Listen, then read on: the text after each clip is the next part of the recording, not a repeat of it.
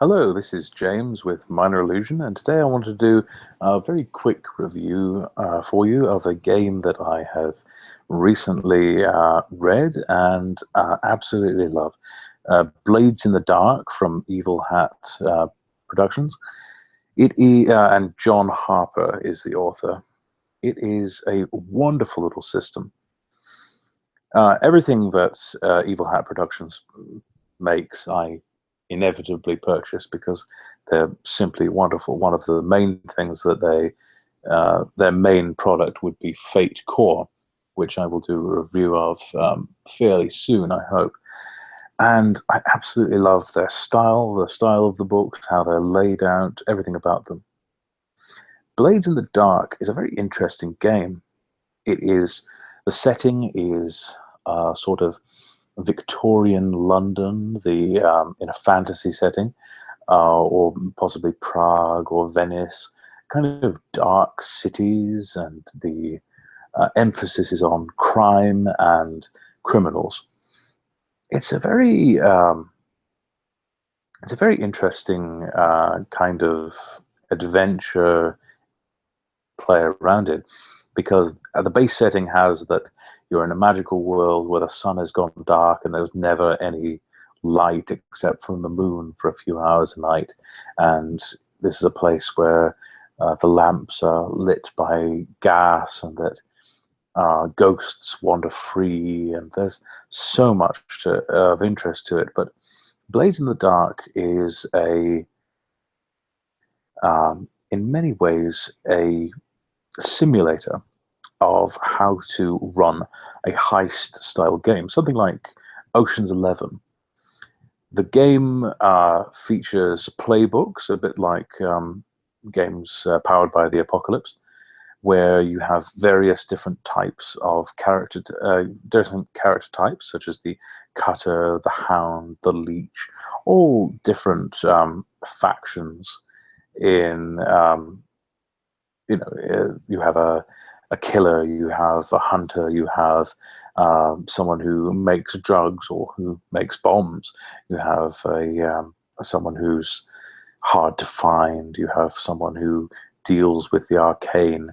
It's very interesting, but more than that, you make yourself a character, but then you also make a crew, and the crew can be various different types, such as a crew of assassins, a cult, or a bunch of potential shadows or political exiles, or anything like that. So all the players work together on their character sheet, and then they work together on their crew sheet. And you perform scores or jobs, basically, in order to gain money, gain reputation, to advance your crew at the expense of other gangs. There's gang warfare is always brewing. It's always possible that you might cause a gang to have enough of you and to start a feud between you and that gang. It's beautifully, the book is beautifully laid out, and it is, in fact, the book was so nice and so interesting that I purchased a second copy that I could use at the table, and one to just to enjoy while I'm at home. The character types are evocative, they're interesting, there's more than enough variation between them. When you select what character you want to play, say you chose the Cutter, you could then choose what sort of stats you wanted. And if you are pre-chosen for you, you choose friends that you know who might help you out. You choose rivals, you choose a special ability, and then you're ready to go. Character creation is very fast. The whole system runs off a D6 dice pool. You start out with your stat. The stat that you're using gives you a number of dice, and then you can choose to take a Devil's Bargain, which is a an agreement with you and the GM that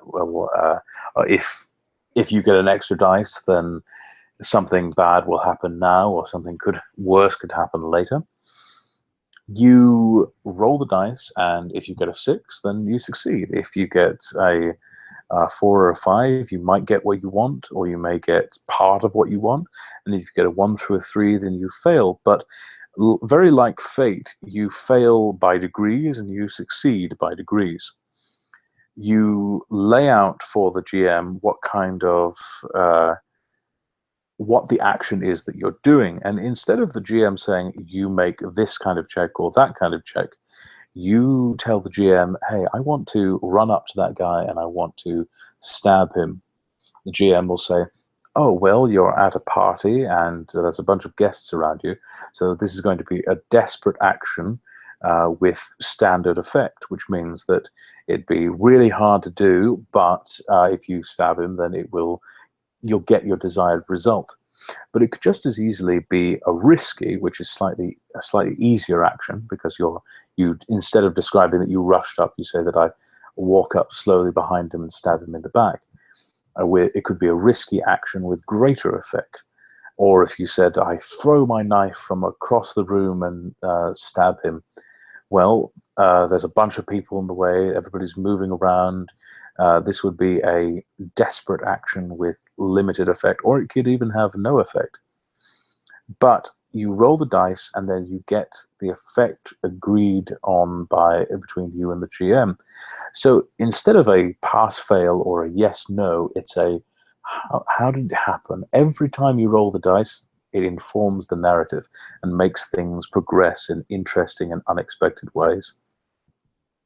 I'm going to be running the system fairly soon, and I'm very much looking forward to this is just a quick review based on reading it, and I want to do a more in-depth review after I have had a chance to really delve into the rules.